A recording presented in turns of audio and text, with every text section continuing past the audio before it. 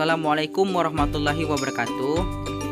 Nama saya Rawis Rozika, NIM 1915020036. Saya adalah salah satu mahasiswa dari program studi Ilmu Al-Quran dan Tafsir Fakultas Usuluddin dan Studi Agama Universitas Islam Negeri Imam Bonjol Padang.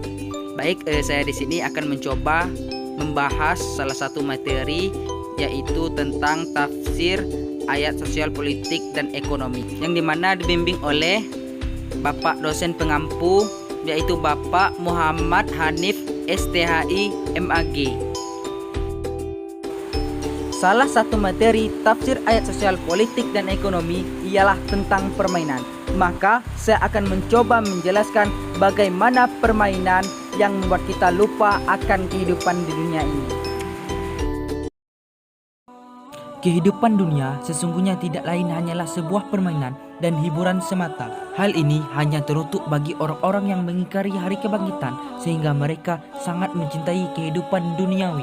Mereka seperti anak-anak bermain-main, mereka memperoleh kesenangan dan kepuasan sewaktu dalam permainan itu. Semakin pandai mereka mempergunakan waktu bermain, semakin banyak kesenangan dan kepuasan yang mereka peroleh. Sehabis bermain, mereka tidak memperoleh apa-apa. Contohnya pecandu khamar, seperti minuman keras. Mereka mendapatkan perasaan yang amat menyenangkan sewaktu mereka tenggelam dalam kemampukan minuman keras atau sejenis narkotika lainnya. Hilanglah segala gangguan pikiran yang tidak menyenangkan, lenyaplah kelelahan dan kelesuan rohania dan jasmania pada waktu itu. Tapi itu hanya sebentar.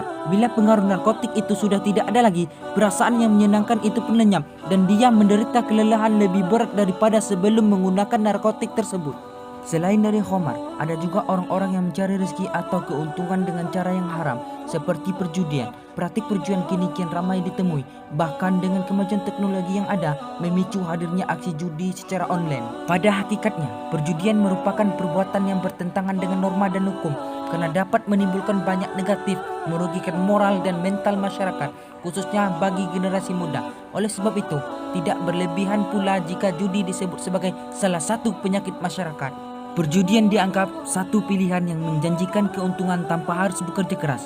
Bagi masyarakat dengan kelas ekonomi rendah, menganggap judi pilihan tepat bagi untuk mencari uang dengan lebih mudah. Disadari atau tidak bahwa akibat yang timbulkan dari perbuatan judi jauh lebih berbahaya dan merugikan dibandingkan keuntungan yang diperoleh. Maka demikian, mau itu khamar, mau itu judi, keduanya adalah perbuatan sesat dan dilarang oleh agama Islam. Allah Subhanahu wa taala berfirman dalam surah Al-Maidah ayat 90, Ya ayyuhallazina amanu innamal khamru wal maisiru wal ansabu wal azlamu rijsun min amalis syaitan fajtanibuhu la'allakum tuflihun.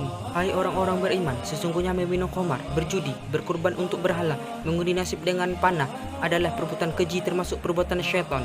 Maka jauhilah perbuatan-perbuatan itu agar kamu mendapat keberuntungan. Ayat di atas menjelaskan tentang salah satu perbuatan yang sangat disukai oleh setan adalah khamar. Khamar itu adalah perbuatan keji, karena khamar merupakan induknya segala perbuatan jahat. Oleh karena itu, umat Islam dianjurkan untuk menjauhi khamar supaya mereka memperoleh kesuksesan atau ketenangan dalam kehidupan.